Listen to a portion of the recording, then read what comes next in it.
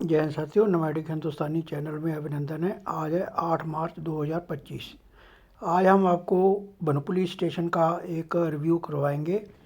ये जो स्टेशन है, पहले ये एक नॉन रिपोर्टिंग स्टेशन होता था। ये अब दोनाल खड़ से नया स्टेशन शुरू हो रहा है।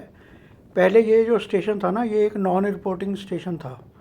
जब से ये बनपुली से लेह तक की रेलवे लाइन का प्रोजेक्ट शुरू हुआ है ना, तब से इस स्टेशन को बड़े स्तर पर डेवलप किया जा रहा है।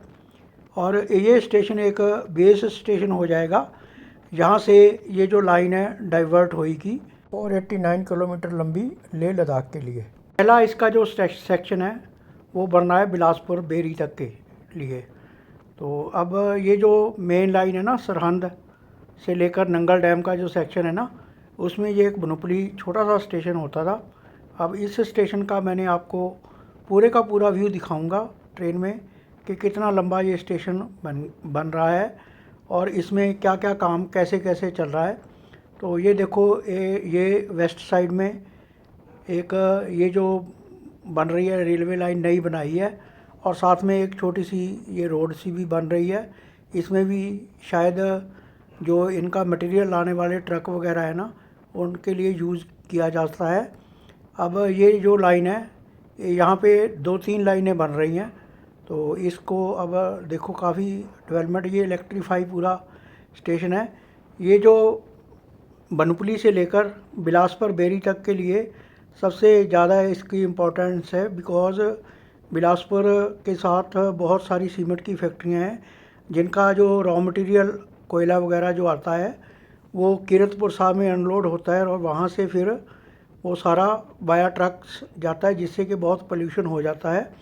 लेकिन अब टनल्स जो हाईवे पे बन गई हैं उससे थोड़ा कम हो गया है।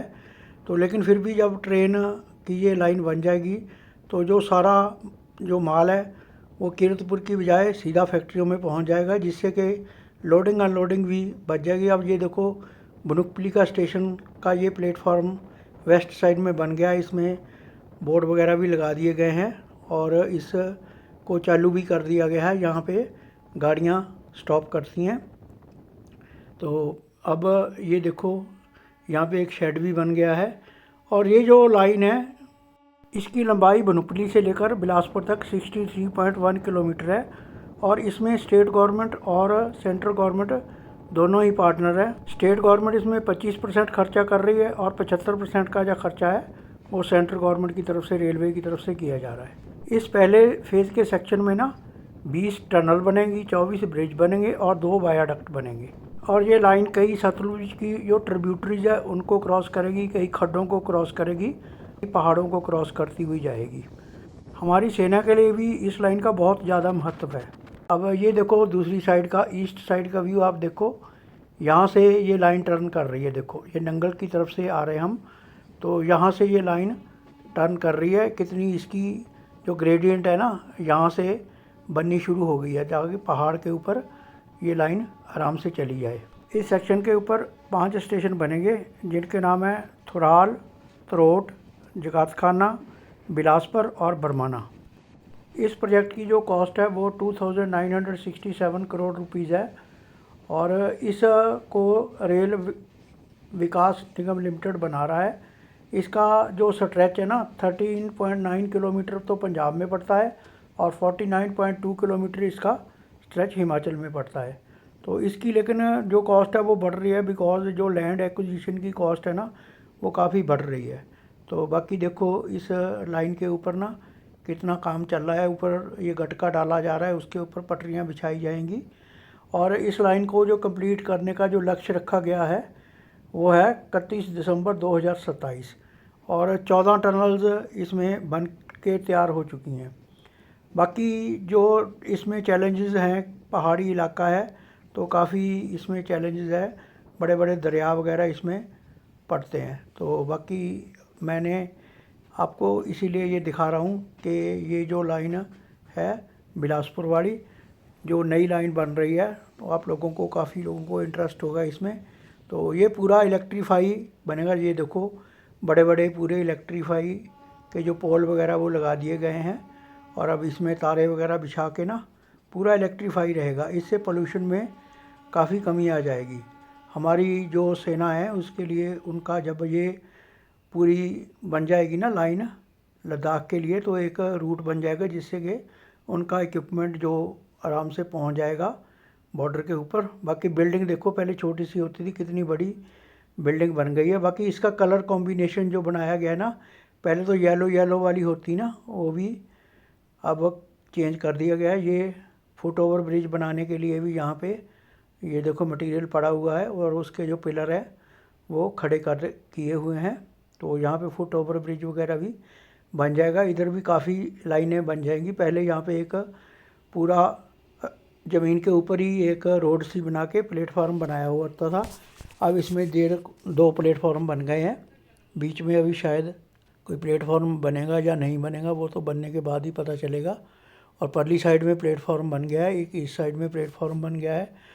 तो तकरीबन देखो ट्रेन चल रही थी, फिर भी चलती हुई ट्रेन भी इस एरिया को क्रॉस करने के लिए 5-6 मिनट लगा देती है, अगर फुल स्पीड से चली, 80-90 की स्पीड से भी चलती हो।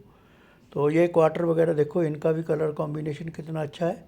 ये भी पूरे बढ़िया बना दिए गए हैं, वो पुराना वाला सिस्टम नहीं है येलो येलो। तो इसलिए मैंने सोचा ये रेलवे से ही रिलेटेड है। बाकी तो मैं जो आपको वीडियो डालता हूँ वो तो पैसेंजर ट्रेन के ही डालता हूँ। ये भी मैं पैसेंजर ट्रेन के ऊपर ही ट्रैवल कर रहा हूँ आपको दिखाने के लिए। ये देखो कितनी बड़ी बड़ी मशीनें यहाँ पे लगी हुई हैं। फ़िलहाल तो इस स्टेशन के ऊपर 6 गाड़ियाँ रुकती हैं। 4 गाड़ियाँ जो अम्बाला से नंगल डैम जाती हैं वो रुकती हैं, और 2 गाड़ियाँ जो नंगल डैम से अम्बाला को आती हैं वो रुकती हैं। एक सुबह वाली और एक शाम वाली लास्ट वाली। तो जाते हुए 4 रुकती हैं। एक अम्बन द्वारे वाली रुकती है, एक दौलतपुर चौक वाली रुकती है, एक ये अपना जो सुबह जाती 11 बजे वो रुक जाती है, एक रात को आती है वो रुक जाती है। तो बाकी आप लोगों को ये देखो खेत हैं, और साथ में ही ये जो और लाइन डालने के लिए जो इंफ्रास्ट्रक्चर है वो क्रिएट किया जा रहा है। यहाँ पे भी शायद नई लाइनें डलेंगी। पहले ये जो स्टेशन था जो कि सिर्फ 200-300 मीटर का ही था, अब बढ़ के तकरीबन 1 किलोमीटर का तो हो ही गया होगा। बाकी आप लोगों को ये वीडियो कैसा लगा उसके लिए आप कमेंट करके बताना है। और भी मैं ट्राई करूँगा जो बाकी 5 स्टेशन बन रहे हैं ना, उनका भी मैं अगर उधर गया तो उनका वीडियो डाल के, अगर किसी टनल वगैरह का भी मैं बना पाया तो वो भी आपके साथ शेयर करूँगा। अगर आप लोगों ने देखना है तो कमेंट करके बताना। बाकी आप लोगों को काफ़ी पिछले दिनों में वीडियो नहीं डाल सका, जिसका एक रीज़न ये था कि कुंभ चल रहा था और ट्रेनों में बहुत रश था, और जो वीडियो बनाना है वो एक बार मैं गया था बहुत मुश्किल हो गया था।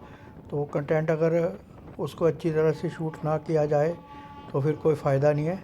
बाकी अब थोड़ा मौसम भी ठीक हो गया है, तो मेरे को ठंड भी लग गई थी। मैंने पीछे जो जम्मू कश्मीर वाला और हिमाचल का वीडियो बनाया था उसमें ठंड लगने के साथ मेरी थोड़ी तबीयत भी ख़राब हो गई थी। अब आपको मैं कोशिश करूँगा कि रेगुलर हर हफ्ते एक वीडियो तो कम से कम दे ही दूँ। आप लोगों ने ये वीडियो देखने के लिए अपना समय निकाला, उसके लिए बहुत बहुत धन्यवाद। नमस्कार, जय हिंद।